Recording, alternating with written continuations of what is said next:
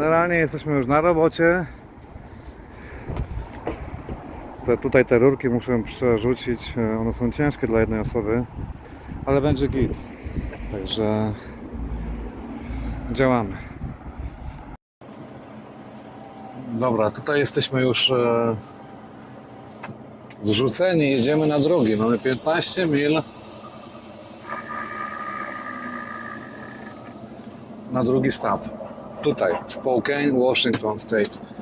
A później jedziemy na dół do Portland i za Portland, także jest co robić. Póki co jest co robić. Ale zobaczymy, co będzie jutro, bo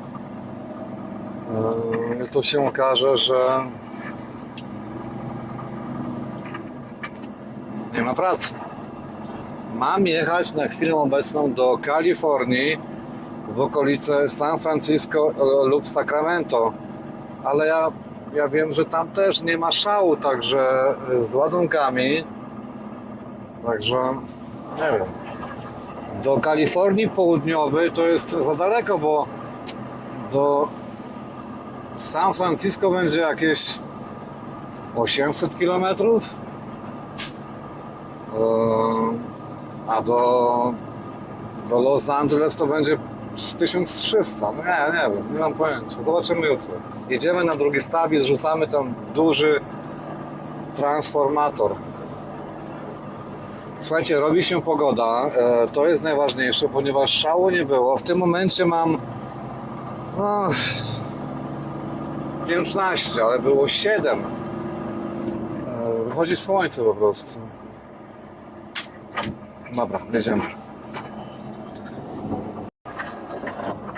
Słuchajcie, i w tym momencie spójrzcie, mamy czerwone światełko, a my skręcamy tutaj właśnie w prawo. Co robimy? No oczywiście zatrzymujemy się, musimy zatrzymać się totalnie do zera i wyczuć, nie to, że sobie już jedziemy w prawo, nie, absolutnie, bo musimy wyczuć, kiedy ci tutaj z lewej będą mieli zielone, żeby jechać prosto, tak? To jest oczywiste. Dlatego czekamy, aż tam się po prostu zwolni. Jeśli nam się nie włączy od razu zielone, to możemy jechać. No w tym momencie właśnie spójrzcie, nie ma nikogo, ten traczek przejedzie, on chyba... Dobra, i my na czerwonym sobie spokojnie już jedziemy.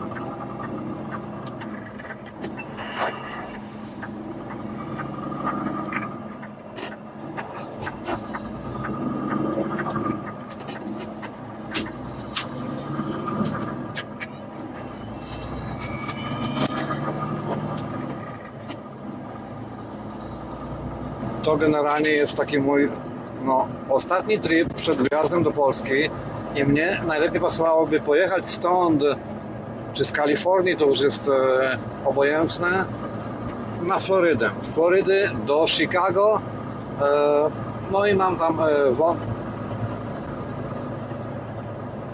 ale coś mi spadło z naczepy, chyba coś mi pod koło wpadło. Ale słuchajcie, nie ma takich ładunków. Tutaj, jak mówiłem wam w tym moim takim pierwszym odcinku, tutaj nie ma żadnej jazdy po Ameryce. Naprawdę, ja nie jestem wyjątkiem, nie jestem jedyny, ale dużo nie pomylę się, jak powiem, że na palcach jednej ręki, dwóch rąk, można policzyć te osoby, które tak jeżdżą jak ja, czyli zewsząd wszędzie. East Coast, West Coast, tu, tam, na przemian. Przeważnie, moi znajomi jeżdżą New Jersey, czyli wschodnie wybrzeże Chicago, z powrotem i tak cały czas, takie koło Macieju, tylko to, albo Tampa, Chicago, tylko tak, albo Teksas, tylko tak i nie ma żadnej jazdy w ogóle po Ameryce. Nie ma takich ładunków, że tak sobie jeździć. Tutaj ta moja firma, słuchajcie, ja miałem mówić o pieniądzach, ale na razie póki co się wstrzymam, bo to, mówiąc krótko, jest za wcześnie, może być niesmaczne i tak dalej. O pieniądzach będziemy mówić, ale później. Ale chodzi tutaj o tą jazdę. Ta jazda po prostu jest w Ameryce. Jeśli ktoś sobie myśli, bo się naglądał programów telewizyjnych, że jedziemy sobie na Alaskę, jedziemy sobie tu, jedziemy sobie tam. Słuchajcie, nie ma. Ja jako owner operator, jako carrier, bo ja już miałem swoje MC, swoje DOT, na swoim tracku, miałem dostęp, bo wykupiłem to wszystko, miałem dostęp do giełd wszystkich. Słuchajcie, nie ma żadnych loadów na Alaskę w ogóle, nie ma takiej opcji, to musi być jakiś kuźwa strzał raz na pięciolatkę i tak dalej. Nie ma tak samo innych loadów. Słuchajcie, no tutaj jest po prostu, nie jest tak po prostu, jak się to ogląda w telewizji, że sobie po prostu, wiecie, no to jest telewizja, wiadomo o co chodzi, no. Połowa, jeśli nie większość, bo ja po prostu mówię jak jest po prostu reżyserka, scenariusz. Ja nazywam rzecz po imieniu, to jest zakłamanie. Tutaj ta jazda wygląda całkowicie inaczej. Tutaj nie ma czasu na jakieś w ogóle takie no już permanentne zwiedzanie, bo jasne, że jest pauza, czekamy na ładunek, ja mam też rower, jesteśmy w Miami, cykamy sobie na miasto, ale to też tak nie wygląda, słuchajcie, real, a telewizja to są po prostu całkowicie dwie różne sprawy i tak po prostu nie jest. Jest, mówiąc krótko, bardziej surowo, bardziej drastycznie. Cały samochód zresztą telepie. Po prostu albo stoimy, czekamy, albo później po prostu musimy się sprężać. Na razie póki co w Stanach jest potężny kryzys, ale powiem wam, że jak pamięcią sięgnę, to ja jeszcze jeździłem, oczywiście byłem kompanijnym kierowcą zawsze, mam traka w sumie od 3 lat dopiero, to też, wiesz, moi znajomi, ownerzy traków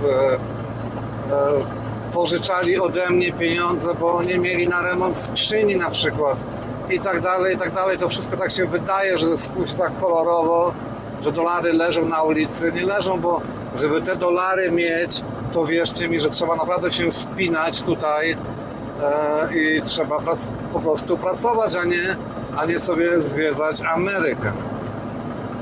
Słuchajcie, podjeżdżamy już pod firmę.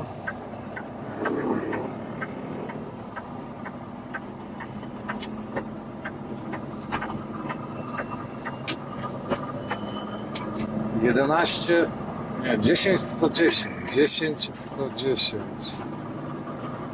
Ale to nie jest ta ulica.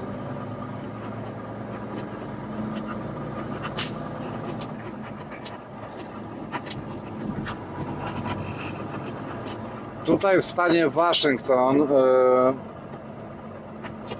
głównie w okolicach Seattle, jest duże skupisko Rosjan.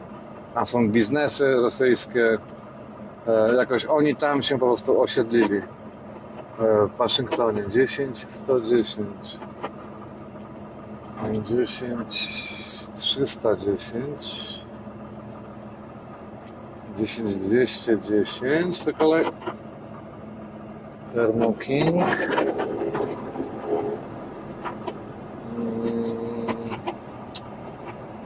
Kuźwa, to chyba tu. Jest, Inland Power, jest, okej, to jest moja firma, ale proszę nie wie, gdzie ja mam jechać.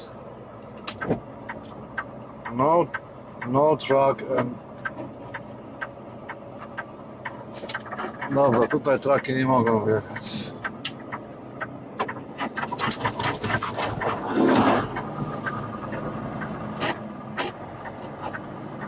Receiving, jest, tutaj. Local delivery, long haul delivery, next entrance. No ja mam long haul. Local delivery, long haul, no nie wiem o co chodzi, ale... Czemu wiem, ale...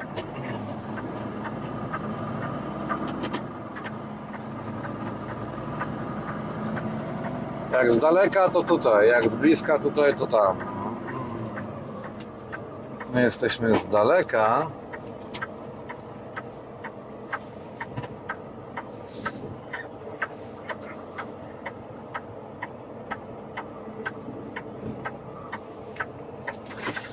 No i tu mamy jakiś interkom.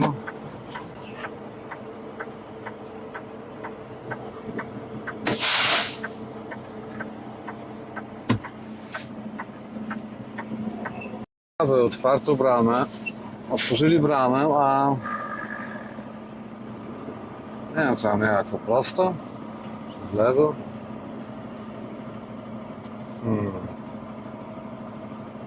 Transformator. Nie mam pojęcia. Z tyłu jakaś osobówka jedzie, to może dopytam się.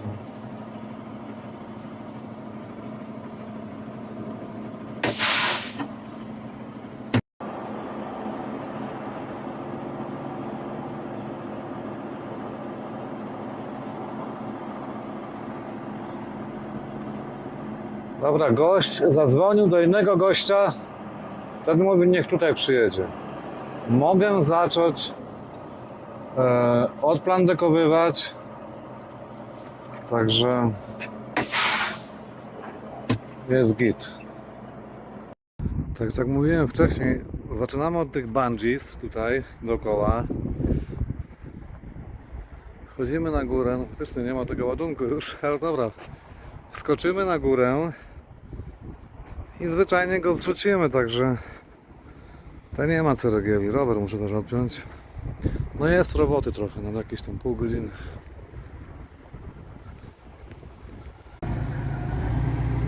To waży 2 tony. Miałem prawie 40 000 funtów.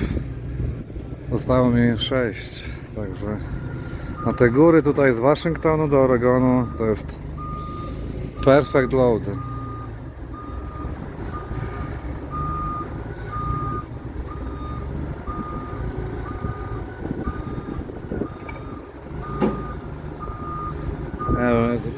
Ja nie nagrywałem wcześniej tego moich deliverów, bo miałem taką ciamajdę gościa od wózka widłowego. Dlaczego on nie wiedzie głębiej? Dlaczego nie podniesie do góry i nie wyjedzie? Nie mam pojęcia. Piękna pogoda. Jest już gorąco, można powiedzieć, także wyjeżdżamy stąd. Jedziemy w tym momencie, miałem rację, tak w pamięci miałem. Mamy dokładnie równe 350 mil, to jest około ponad 500 km do Portland, Oregon. Tutaj oberka trzaśniemy jakiegoś i jedziemy sobie. Ładunek jest leciutki, to jest nic.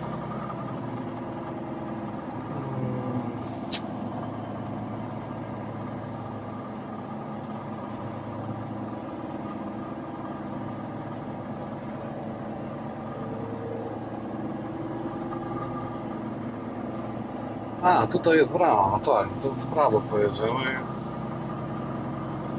Jesteśmy na wylocie.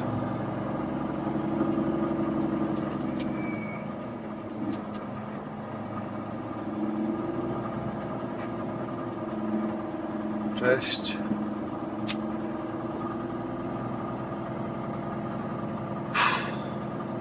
Zobaczcie, jakie potężne anteny, ile ich jest.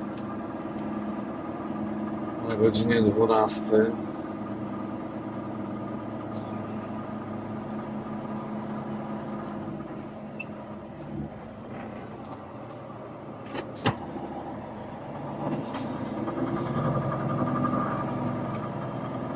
Jakieś centrum kosmiczne.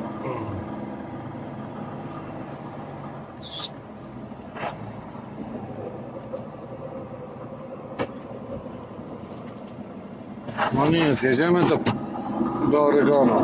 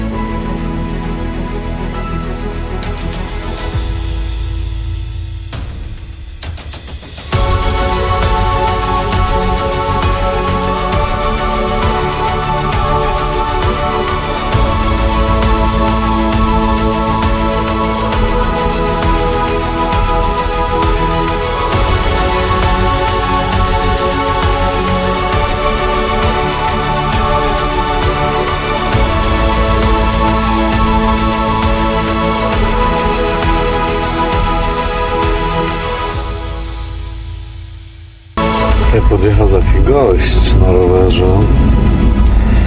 Ci goście to oni przemierzają może nie całą Amerykę, ale tak jeżdżą od stanu do stanu.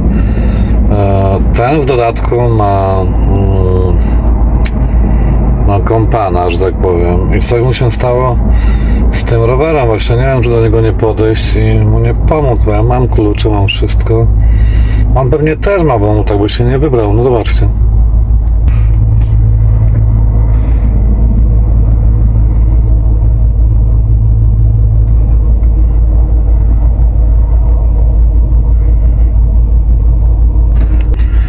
Pójdę. Tutaj tego nie ma na żadnej mapie, tutaj tego parking. To nie jest parking, to jest taki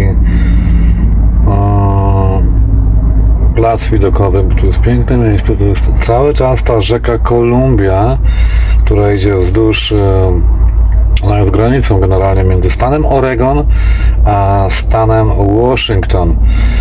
Fantastyczne, piękne miejsca, okolica. To nie okolica, bo to jest całość w ogóle jest tak piękna, że Oregon oczywiście jest, według mnie, jest ładniejszy niż Waszyngton.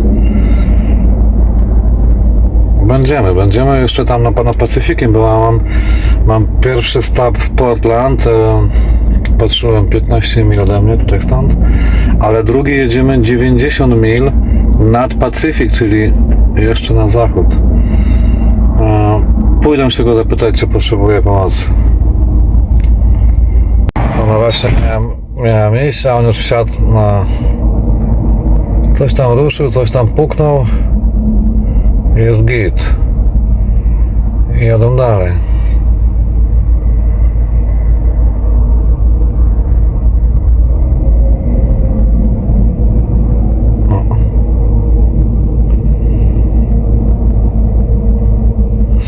I to jest starszy jegomość.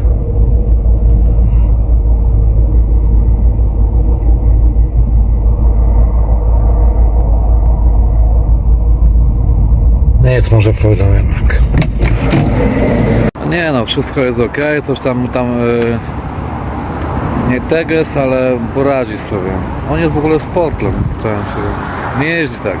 Z Nowego Jorku on nie jest. Spójrzcie, jakie piękne miejsce.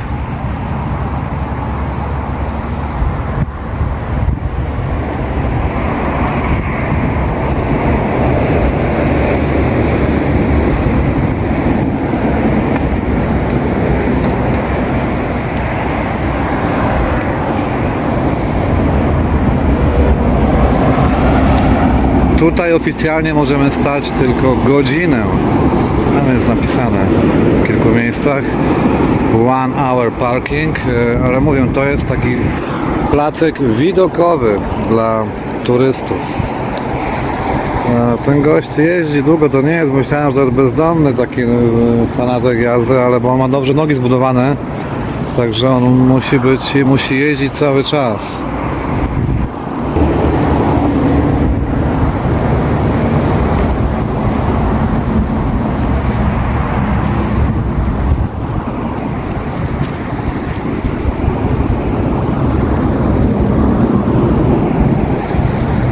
Słuchajcie, bo na kamerze tego nie było widać. Jechałem tam wcześniej, cały czas przecież wzdłuż tej rzeki, pełno surferów.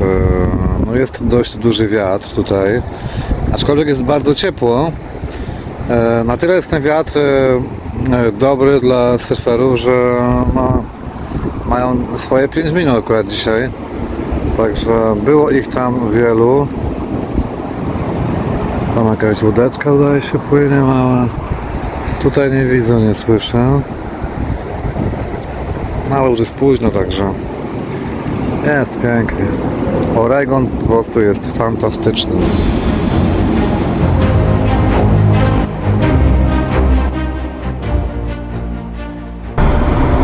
Oregon.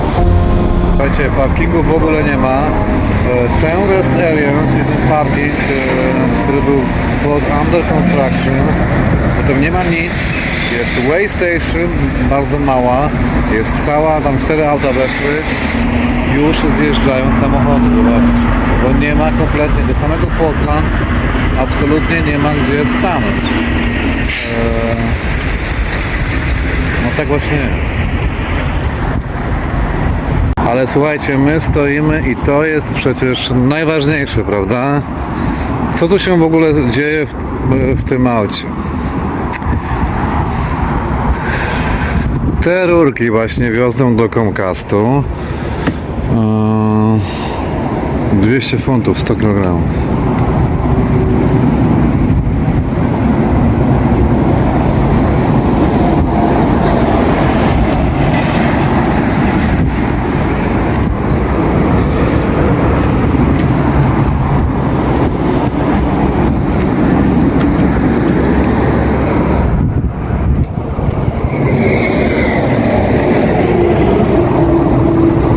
To w ogóle, słuchajcie, jest nowa naczepa. Ona ma ile tam, 2 miesiące? Na parkingu w Europie to już by jakaś butelka szłaby. A w weekend to już w ogóle. Pamiętam przecież. Pamiętam i nie ukrywam, że przecież również sam uczestniczyłem w tych, no, nazwijmy to, imprezach. Także...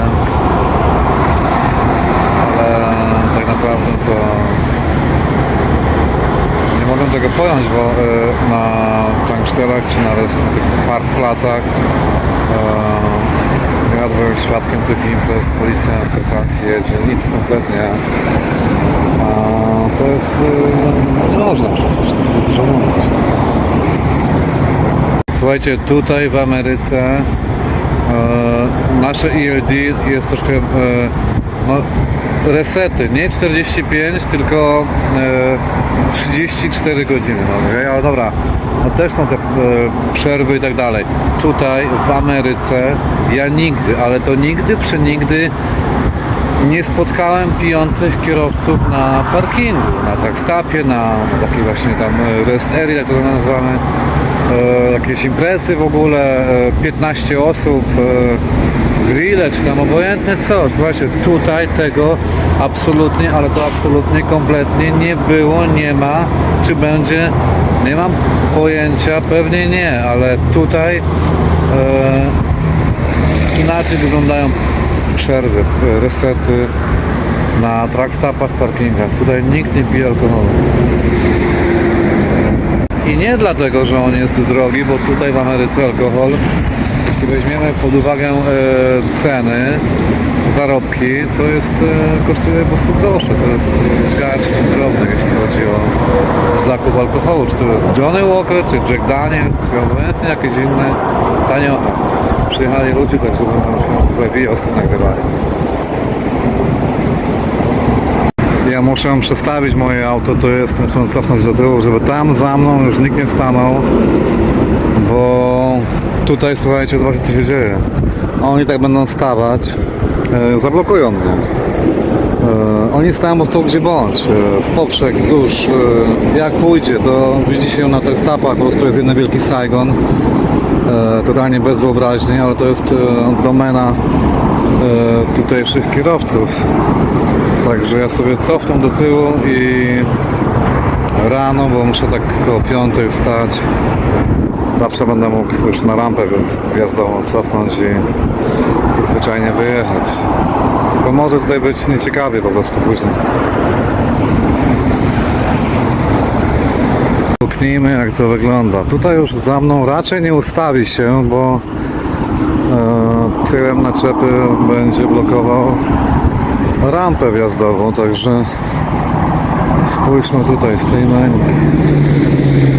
No my stoimy perfekto, ale kolejny truck, jakby miał tutaj stanąć, to on stanie tutaj.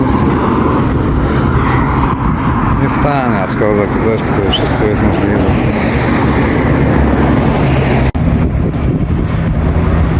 Cofnąłem deko jeszcze bardziej i w tym momencie żaden truck już nie stanie, ponieważ musiałby zająć pół tutaj wjazdu, także ja zawsze będę mógł wycofać i kładziemy buty i idziemy na górę. To było tutaj. No.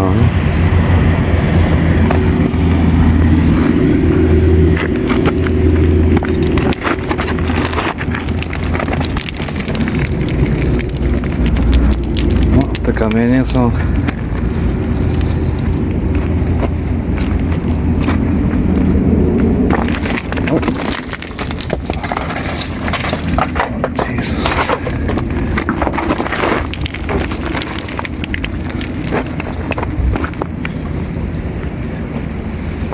O, nasi tu byli.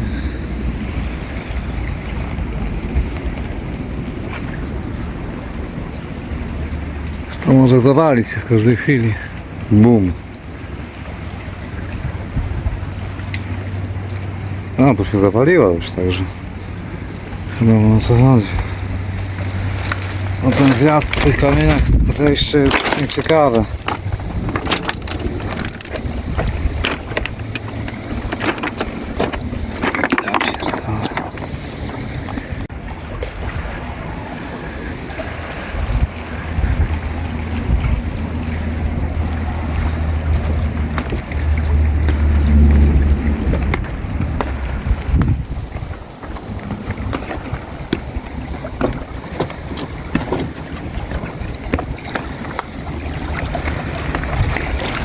Dobra, jesteśmy.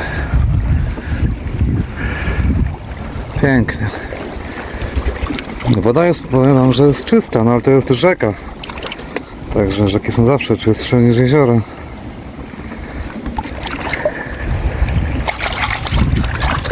Bardzo zimna.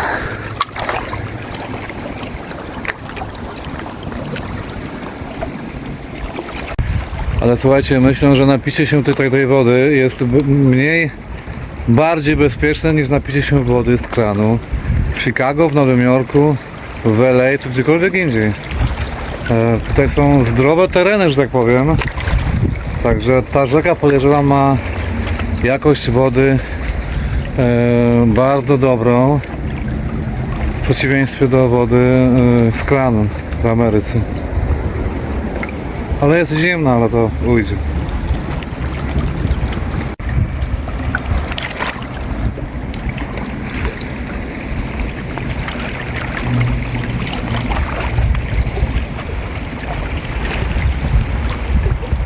Tutaj to myślę, że bo zejście to może nie byłoby ciekawe, bo zejście jest zawsze inne niż wejście, ale tutaj wejście w tym momencie raz, dwa, trzy, pręciutko 4 byłoby chyba lepsze niż po tych sypkich tutaj kamyczkach, bo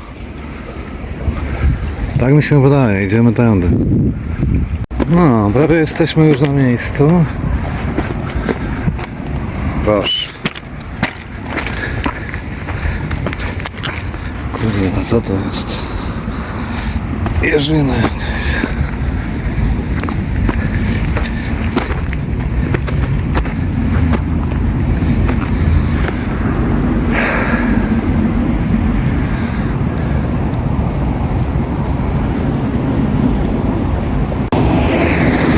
Centralnie na środeczku. Słuchajcie, Swift Transportation. W Ameryce są już w ogóle memy o tej firmie. Tutaj, no tak krótko nie rozwodząc się w temacie, najgorsza firma, jeśli chodzi o flotę. Tutaj jeżdżą po prostu tacy amatorzy, że to, co oni wyprawiają, kierowcy Swifta, to jest, przechodzi ludzkie wyobrażenie w ogóle. Słuchajcie, tutaj jak ćwiczyłem, jest od groma wirów. Mniejszy, większy, tu 3, tu 4, tam jeszcze jakieś, tak w tym momencie właśnie widzę. Także tutaj chyba nie jest głęboko, nie jest płytko. Po primo, po sekundę to już jest zimno. Także słońce zachodzi pięknie. Ale jest chłodnawo i będzie pewno jeszcze chłodniej, ale to nic. Ludzie w dalszym ciągu przyjeżdżają i tutaj ładnie sobie kręcą, bo widok, oczywiście kamera tego nie odda, nigdy nie oddaje, na własne oczy jest fantastyczny po prostu.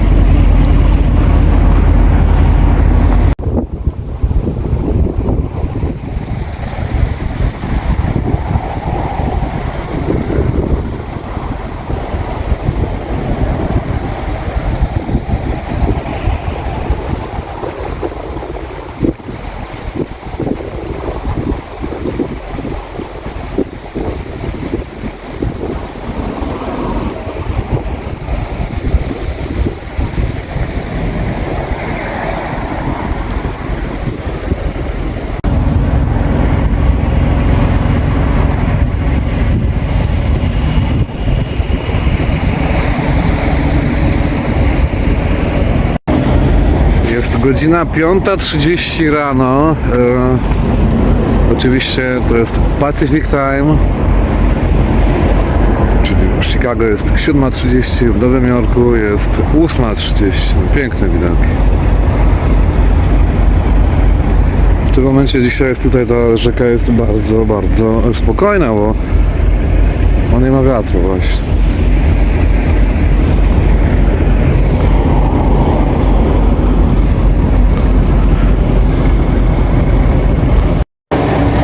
Ale słuchajcie, zobaczcie, ten trak, on tutaj wjechał.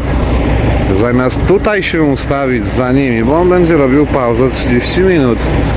Zamiast tutaj za nimi się ustawić, to on tutaj jeszcze zawęził to gardło do wyjazdu. No. To jest po prostu brak pomyślunku, no to jest inaczej.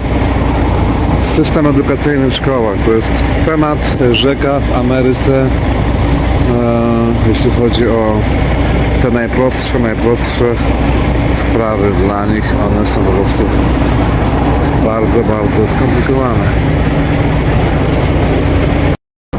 No nic, musimy tutaj tym łukiem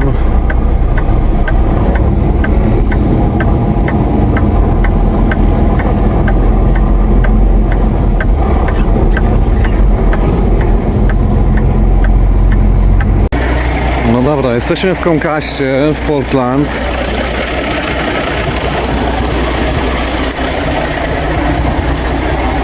Tutaj zrzucamy te rurki.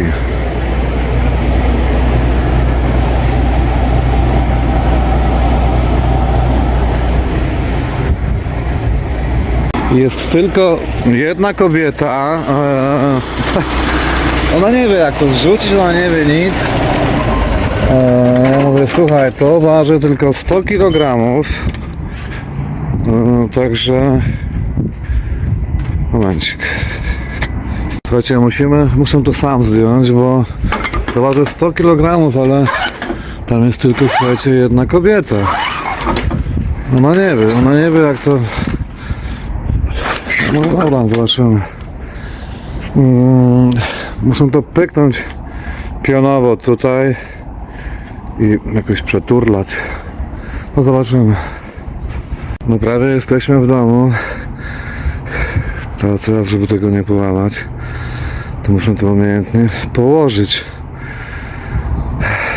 No 100 kg. Okej, tutaj jesteśmy zrzuceni już w Portland. Jedziemy teraz, ale spójrzcie w ogóle gdzie jesteśmy.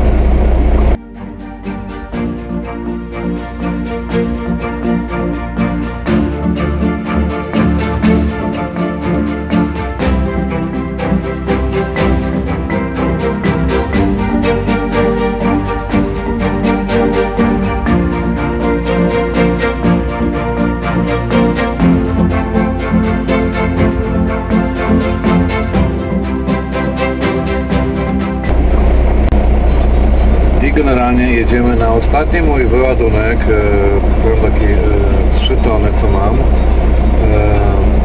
na wybrzeże, na miejscowości Warrenton. Nie byłem tam nigdy, ale mniejsza z tym. Mamy 100 mil 2 godziny. Słuchajcie, ale numer tutaj nie ma wyjazdu. Tam jest niby brama, ona jest zamknięta, ale ja w tamtą aleję nawet nie wjadę, bo stoją te weny, one są niepowjeżdżane do końca. Coś mi się wydaje, że tu będzie wyjazd tyłem z firmy. Ja w ogóle tutaj chciałem wziąć taki szeroki łuk, bo myślałem, że tam jest wyjazd. Jak tamta brama jest, to jest druga, ale nie ma, dobra. Ale tutaj tak to wygląda, nie no, generalnie przejedzie się, ale to wszystko takie jest. Nic, musimy tyłem cofać, no nie ma wyjścia.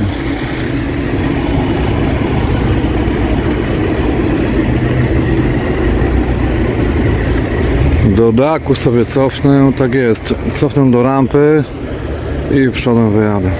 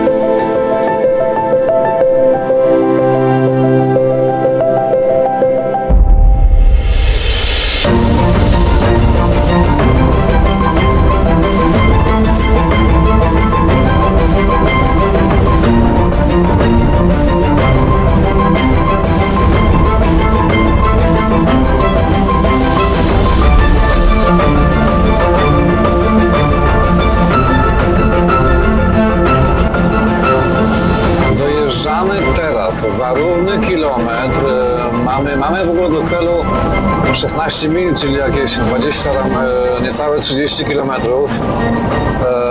Dojeżdżamy do US 101.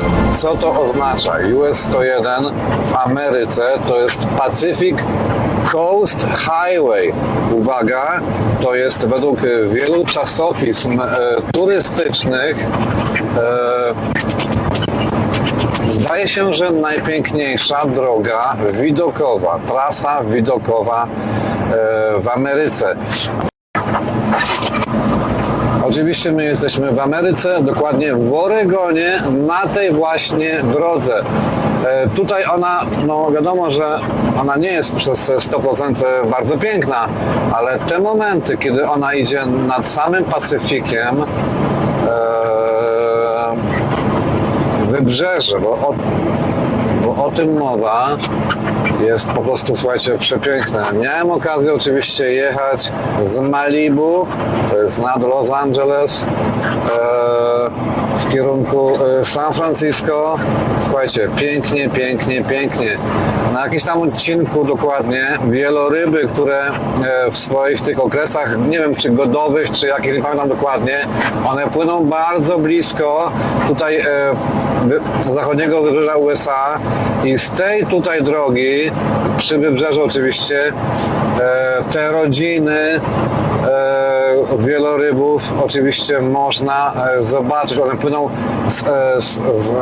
z terenów Antarktydy w kierunku tam Alaski, także słuchajcie, jest co oglądać. Także jest pięknie. Na razie póki co mamy góry i lasy, ale za chwileczkę dojedziemy do samego Pacyfiku.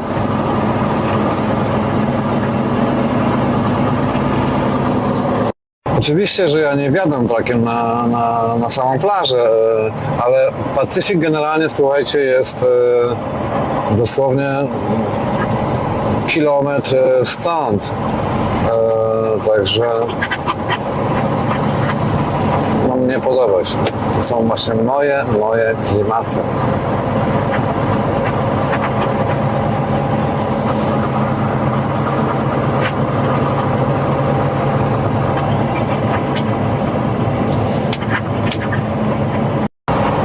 W tym momencie wam powiem, że spojrzałem dokładnie, jest równy nawet nie kilometr Pacyfik.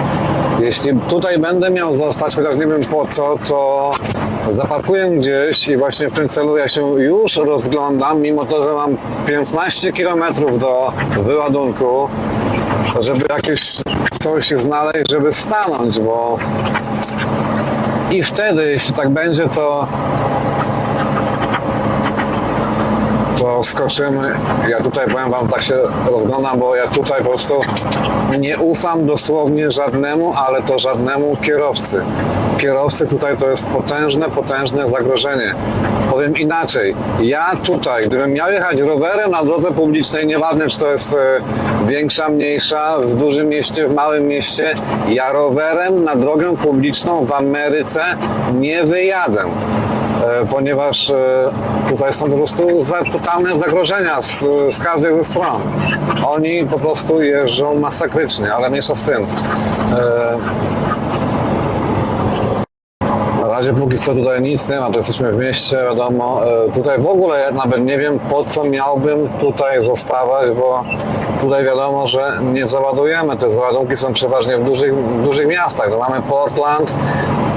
Portland w ogóle jest na granicy, słuchajcie, stanu. Jest Portland i Vancouver. Nie Vancouver kanadyjski, tylko Vancouver już w Waszyngtonie. To są dwa miasta obok siebie, Portland, Vancouver i po środku jest state line, czyli granica stanu. Oregon, Waszyngton. Tutaj tam tylko mogę ładować, bo do Seattle też jest daleko. Wstępnie San Francisco, Sacramento, Kalifornia. To jest kawał drogi, cały dzień. Okaże się już niebawem, już za godzinę, generalnie no niech będzie półtorej, co będę miał robić. 2 km. Słuchajcie, moja firma to nie jest typowa firma, to jest Auto Repair, Coast Auto Repair, czyli mówiąc krótko, warsztat samochodowy. I zgadza się, bo ja tak właśnie wcześniej widziałem, że to co wiozę to takie jakby rampy najazdowe, czyli po prostu wiozę według mnie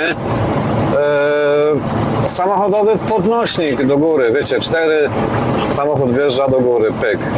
Także ja to wiozę, ale w związku z tym, jeśli to jest warsztat samochodowy, to niekoniecznie musi być dobry wjazd do niego, także koncentracja, nie popełniamy, słuchajcie, żadnego błędu, bo te błędy ja już je popełniałem. Jakbym tak miał sumować te moje tutaj błędy na przełomie 20 lat, to kilka tysięcy pewnie dolarów. O i właśnie, zobaczymy, jasny gwint, ja tutaj nie wiadę. Ja tam nie... Chociaż nie, tam coś jedzie.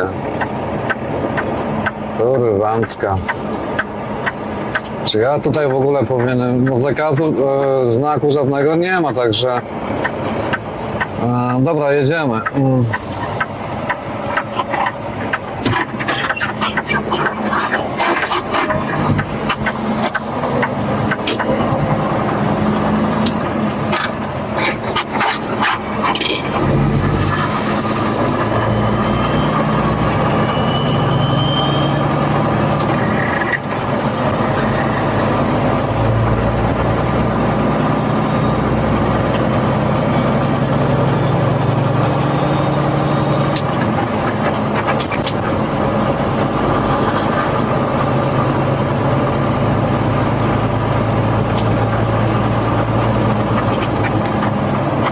Ja dawno temu w Pensylwanii wjechałem w taką ścieżkę, słuchajcie, ja musiałem chyba kilometr takimi łukami cofać, a innym razem co ja miałem.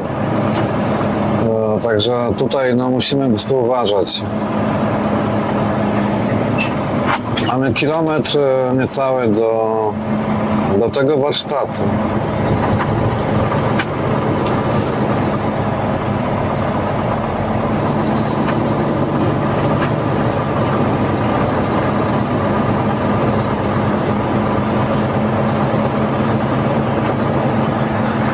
Temperatura, no szału nie ma, bo jest tylko 9 stopni Celsjusza.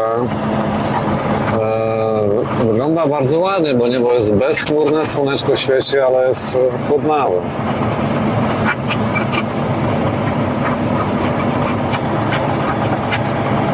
Pół kilometra.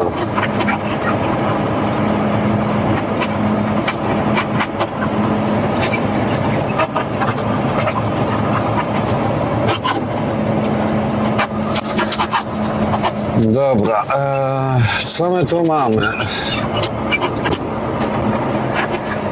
Pół kilometra w sumie, no to gdzieś tutaj. A cię pierniczy. No i co? Gdzie tu w ogóle stanąć?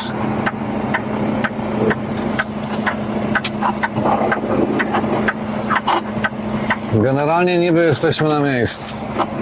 Tak. Dobra, włączymy awaryjne, bo tutaj zajmujemy część 19100. Może tutaj tak na godzinie pierwszej.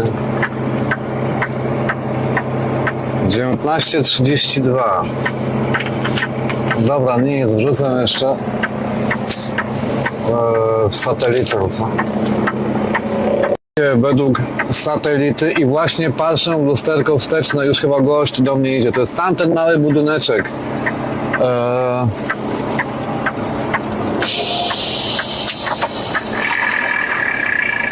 To nie jest tutaj co. Tak, ten gość idzie do mnie mechanik, bo nawet widać, że on jest w uniformie mechanika.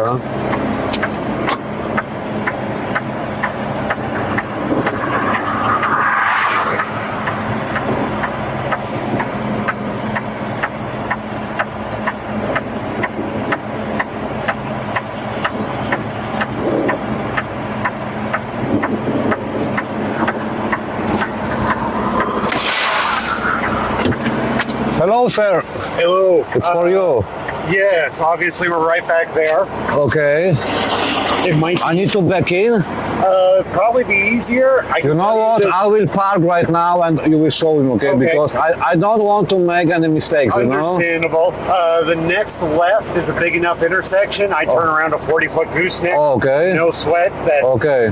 But if you want to see, and then I think the road that you'd see on your left. I will wear my shoes, you know, okay? Please. Sounds good. I'm coming, okay?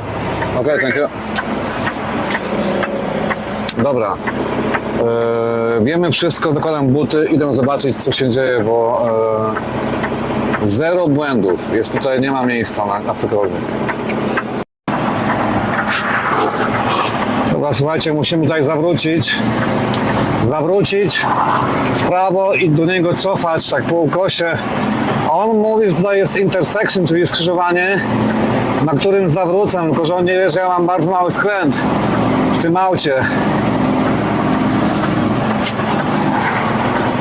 Nie, to nie jest na mój samochód. Ja oczywiście z tyłu, żeby nic nie jechało, oczywiście będę... No, będzie ostre łamanie, ale nie ma wyjścia przecież.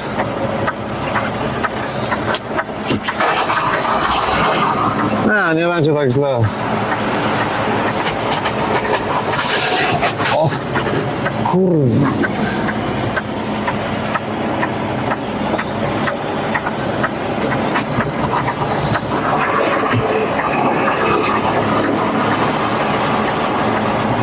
To są właśnie ostre łamania. Dobra, mamy z tyłu już jedno auto. Oni będą blokować ruch. Musimy w tym momencie, spójrzcie, pojechać w prawo tak delikatnie pod górę i cofać do niego w lewo. Ale te drogi nie są vis-a-vis siebie.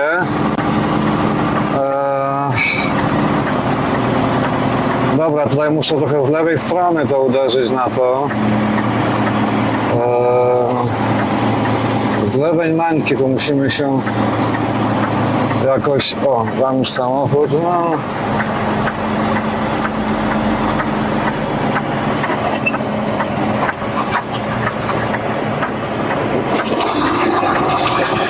Dobra, w tym momencie prostujemy się.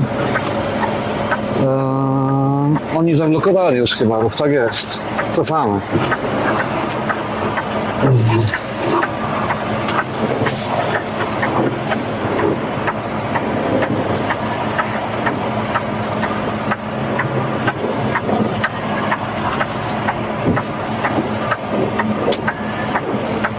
Mamy jakiś rów mały, taki melioracyjny, ale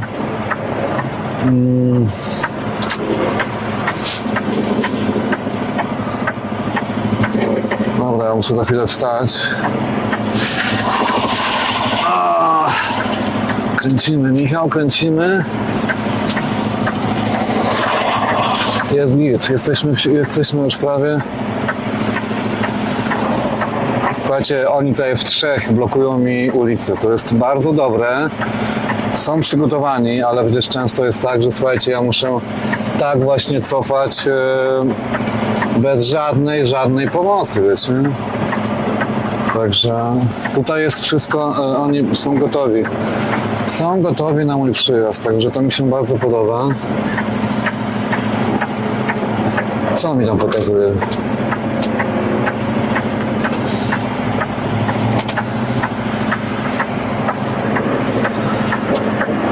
Ja chyba miałem tam jeszcze bardziej w prawo, ale już mniejsza z tym.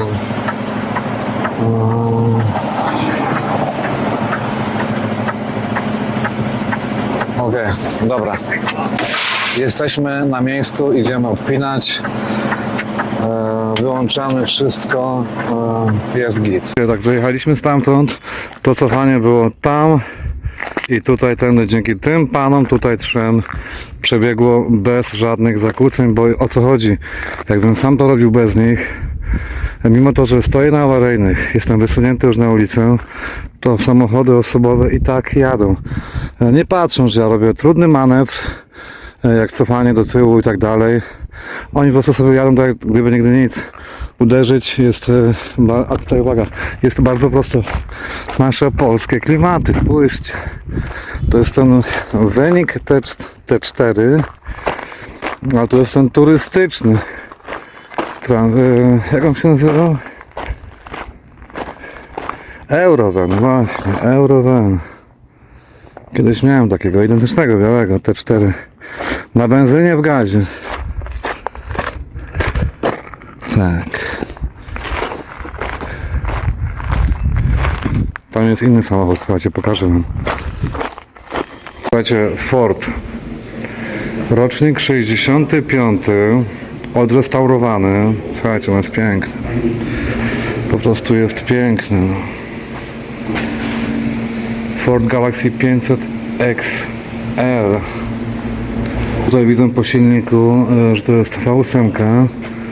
No jest piękny, słuchajcie. Jest piękny.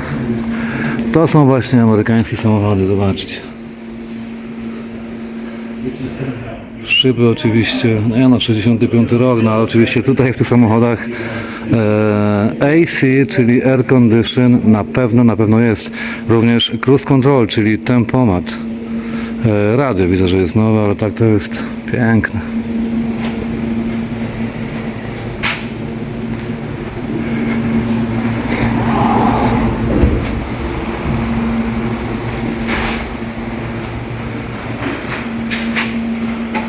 Ładny warsztat, czyściutko, elegancko. No i w pięknym miejscu tutaj, słuchajcie. Okay, sir, thank you very much. Thank you. I'm leaving, okay?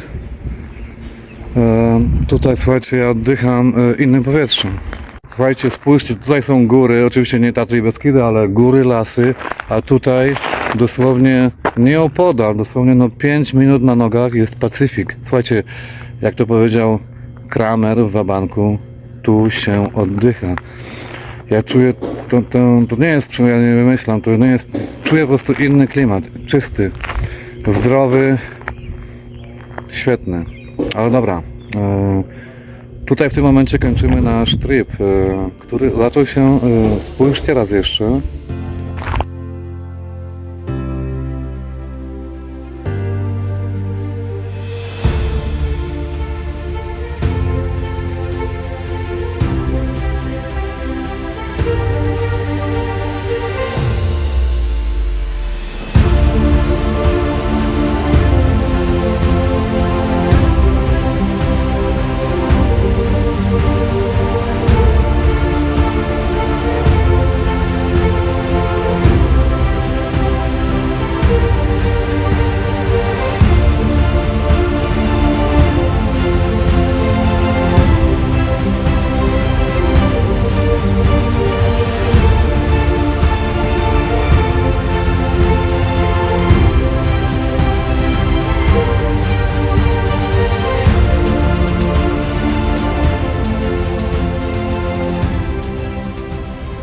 A kończy właśnie tutaj w Warrenton, Oregon, tuż przy Pacyfiku. Trasa, jaką pokonaliśmy przez Chicago, bo tam miałem doładunek, to jest niecałe 4000 km, czyli słuchajcie, 4000 mil, czyli 6000 ponad kilometrów zrobiliśmy w sumie przez tydzień. Także tak to wygląda. W tym momencie muszę dzwonić do firmy, co robimy, bo ja jestem w takim miejscu, że ja tu nie mam, ja muszę tutaj nawet wiedzieć, czy mam pojechać w lewo czy w prawo, bo no bo nie ma gdzie. Także działamy, oczywiście posprzątamy w samochodzie i uciekamy. Tu też Volkswagen Jetta. No nic, piękne auto. Wysłałem papiery do firmy, co, jak, wszystko. Dyspatch mi napisał good job. Napisał mi, dobra, to jedź tu i tu, bo tutaj nie mam gdzie stanąć po prostu. No nie, coś znajdziemy. Ruszymy chyba w tamtą mańkę, tak jak jechaliśmy, bo tam były jakieś takie szersze pobocza, no bo tutaj nie mam zbytniego pola manewru po prostu.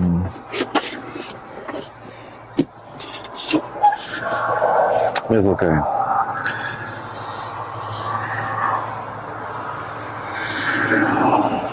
No, napijmy się kawy. Trip uważam zakończony. Generalnie został mi tylko jeszcze powrót. Byłoby super, gdyby było na przykład stąd Floryda. Z Florydy do Chicago koniec. Lufthansa i do Polski, ale nie ma, słuchajcie, nie ma, także nic. Będziemy na łączach. Pozdrawiam. Słuchajcie, jesteśmy w bardzo pięknym miejscu o nazwie Pacific Ocean. Słuchajcie, jest po prostu mistrzostwo świata. Jest chłodny wiatr. Powinienem mieć bluzę, ale no, nie wziąłem, bo wiadomo. Ale dzięki temu, że słońce jest, to jest w miarę można wytrzymać. Tutaj wszędzie, słuchajcie, sięga woda, bo widać ślady zresztą. Czyli mamy odpływ. Wieloryby, rekiny, ryby młoty, ryby piły, krakeny i inne właśnie tutaj. Także słuchajcie, no jest cudownie.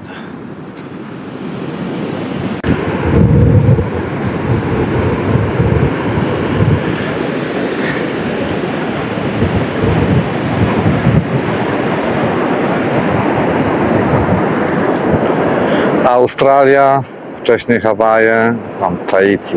Przed nami centralnie oczywiście jest Japonia, gdzieś tam Kamczatka. Oczywiście jakieś 2 tygodnie statkiem. Mało ludzi, spacerowicze w kurtkach, w kapturach. Pięknie jest. Mój dysper odpisał mi go to Portland or truck stop, ale do Portland mam 2 godziny. Zresztą tam nawet nie mam po co jechać, bo są 2 truck stopy tylko od wschodniej strony Portland, to jest Loves i TA. I tutaj nieważne, czy to jest rano, w południe, czy w nocy, tam nie będzie miejsca, ponieważ tutaj ja właśnie czekam, miała być Kalifornia, ani widu, ani słychu. Wszyscy czekają, bo nie ma roboty, mówiąc krótko, także tam nawet nie mam po co jechać.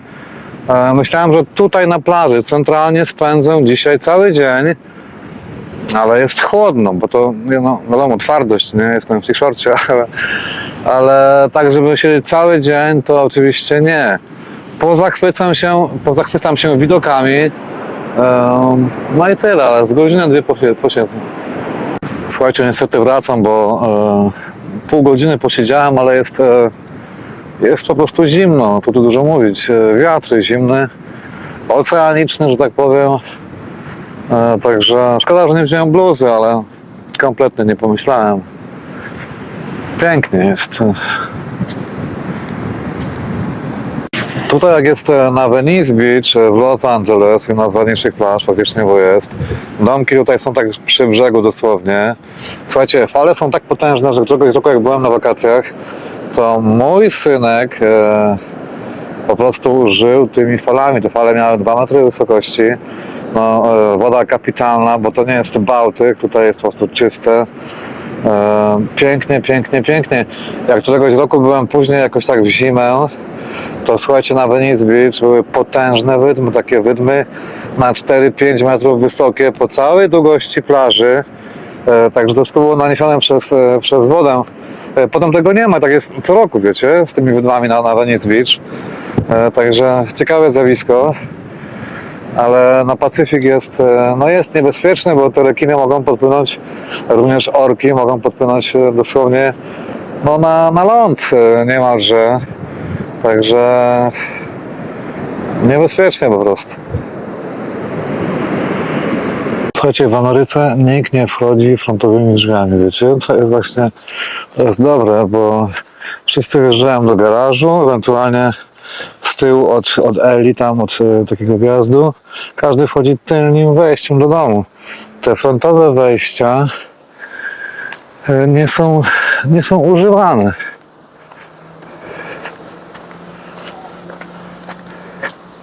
Te domki tutaj szału nie robią, ale mimo to, że są w takim kiepskawym stanie, ale myślę, że 200 metrów od plaży i tak daje im niezłą cenę.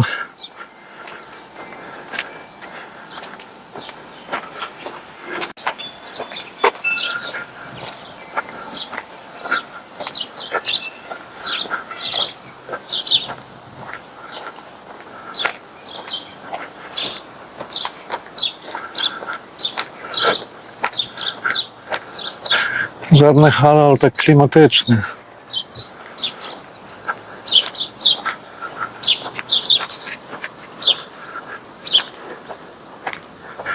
Zobaczcie, kobieta w domu tutaj ma normalnie bibliotekę, wiecie?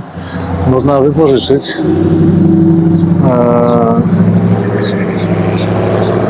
można wypożyczyć, oddać, można sprzedać i można też ofiarować. Także ciekawa sprawa, pierwszy raz coś takiego widzę.